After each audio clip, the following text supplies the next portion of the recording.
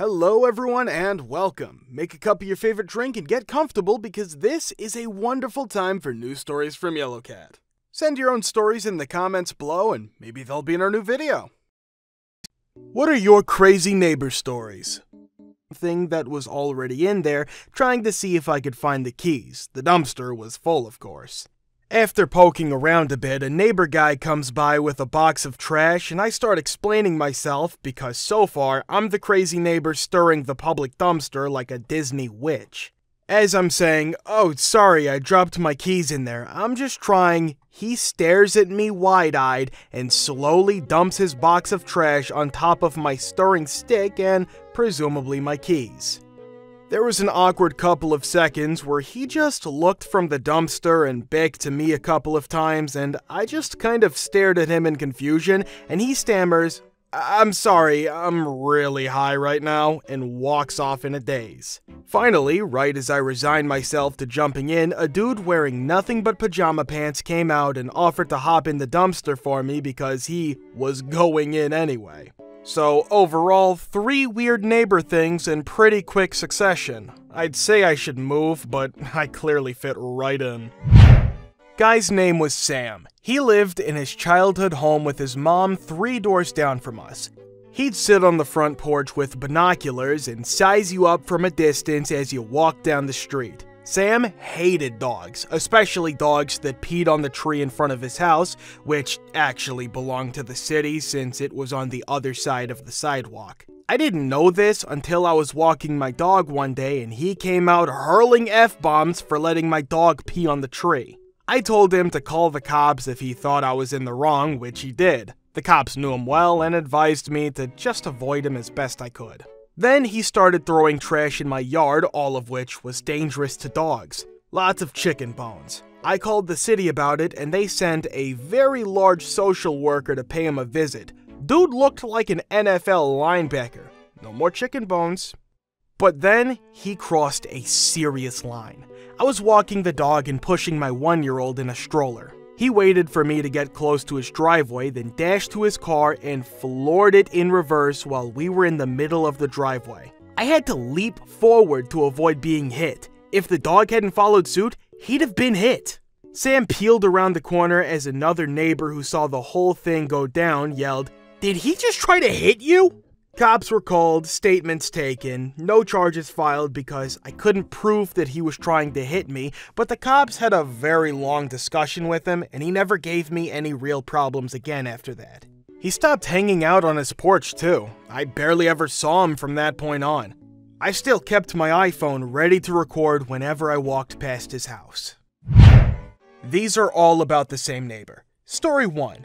You know how little kids like to watch giant machines do stuff? My neighbor noticed that my son would always look out his bedroom window to watch the garbage men collect the trash.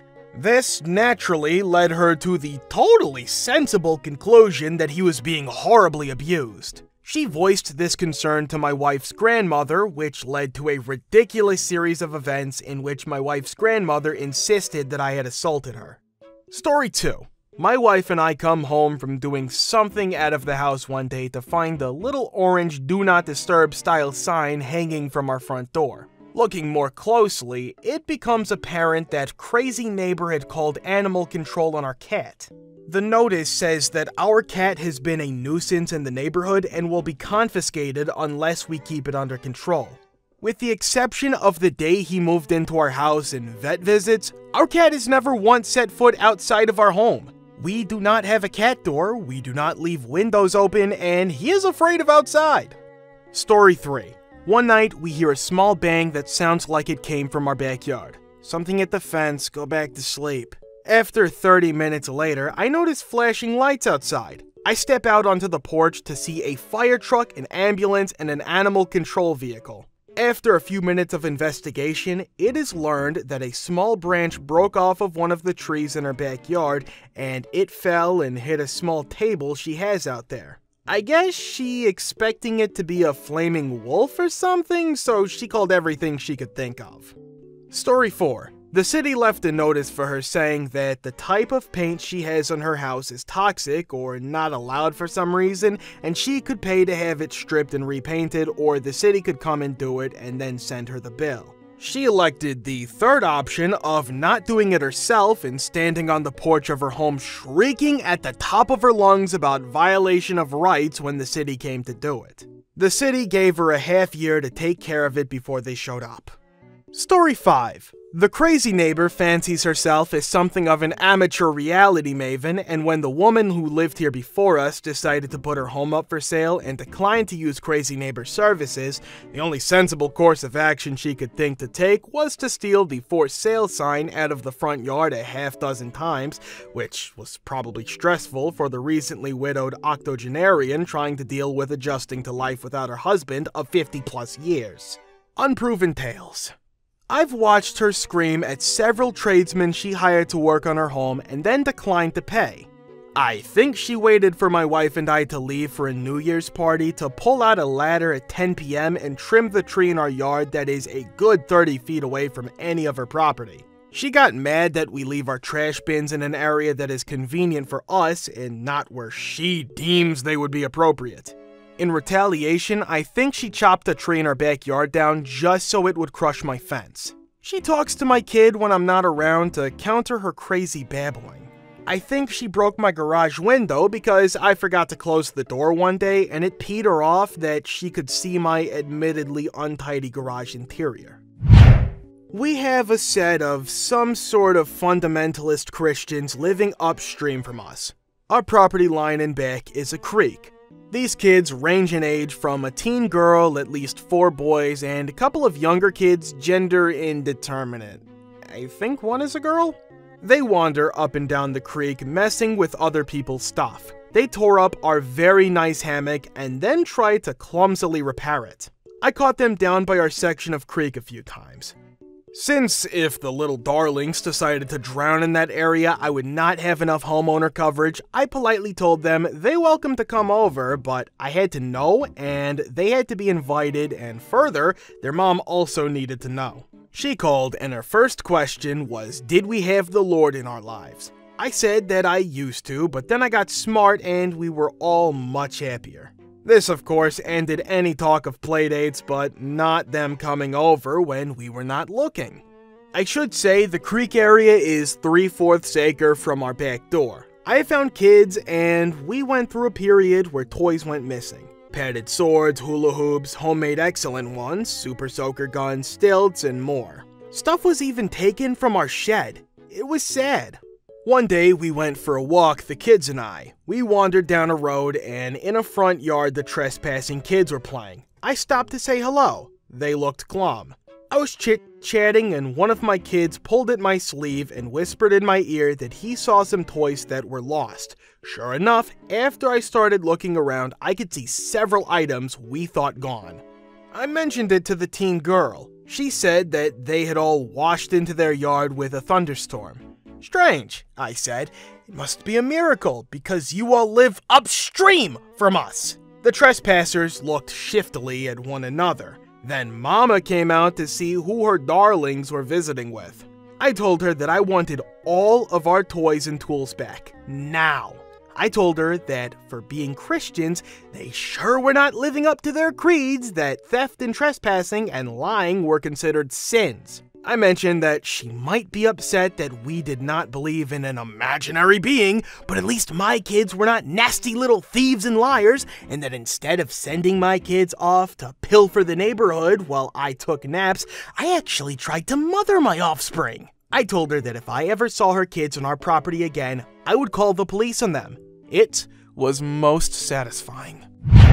My neighbors growing up, older couple, were obsessed with people not parking on the street in front of their house and would call the police on anyone who did, despite it being perfectly legal to park there. The house right next to theirs belonged to a guy who owned a landscaping company, and they called the cops anytime his truck came within an inch of their curb. After a while, I guess the cops were sick of it, so they escalated by accusing them to the police of running an illegal drugs den in their house. Of course, none of that was true and nothing came of it. My house was directly across the street from theirs, and one year we were expecting a heavy snowfall, and in my town, you had to park on one side of the street to give room to the plows. So we had to park in front of these people's house. It snowed overnight, and my mom and I had to dig our cars out of a few feet of snow. It took hours. And the entire time, these effers stood in front of their house hurling abuse at us, screaming about how we deserve to have to do all this digging for parking in front of their house, threatening to call the police on us, and insulting us in very vulgar language. We just ignored them for the most part because there was nothing we could do. The weird thing is that the guy was a gym teacher at my high school, so it was super awkward passing him in the halls that week, like, "Hey, didn't you spend about 3 hours screaming at me this weekend?" I had upstairs neighbors who had the loudest kids ever, screaming and stomping around at all hours. When I finally worked up the nerve to confront them about it, they apologized to me, and then, 2 days later, the kids brought me homemade cookies and a letter apologizing for being loud. Can you effing believe that? That's the craziest thing that's ever happened to me, and the one and only time in my life my neighbors have been courteous and respectful of my wishes. Crazy! My neighbor was this mid to late 60s Greek dude with a cranky US-born wife. He moved to Florida this year. Anyway, he had a thick accent and a hard-to-understand and slow way of speaking. This made it difficult to interact with him because he would talk my ear off and wouldn't ever stop until I made an excuse to walk away. He was a drummer and deaf in one ear, reason for his speech patterns, contractor for a day job. He and his wife would talk to me about the foreigners moving in and how awful they were and expect me to agree. He was nice enough to do work around my house, without asking, which is simultaneously awesome and effed up. I would look up from my desk and see him wandering in my backyard.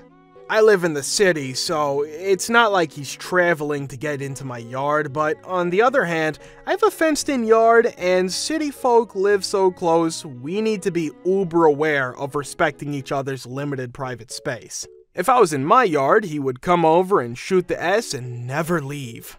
I have a dog. I am outside a lot. It's annoying as F. I want to hang out without intrusion, and I also don't want to be forced into being a D that says, "Get the F off my lawn." He used my outdoor electrical outlet without asking and was confused as to why I didn't think that was reasonable. Sometimes I would go into my yard and know he was there because his cologne was so strong he left a cloud in his wake. It was like having a ghost. He was forever asking about my landscapers and how his guy is better and I should switch because I'm getting rooked by my guy who sucks and doesn't do good work. I appreciate the sentiment, but don't really need to be told I'm not competent enough to determine whether I'm getting what I pay for. Before they moved full-time to Florida, they would call during the winter so I could shovel for them. I guess their landscape guy isn't that great when it counts. When he told me he finally sold his house, he said, "They have kids, your peace and quiet is over." I thought, I've never gotten better news. Thank you for watching. Thank you for subscribing, the likes, and the comments. See you in the next video.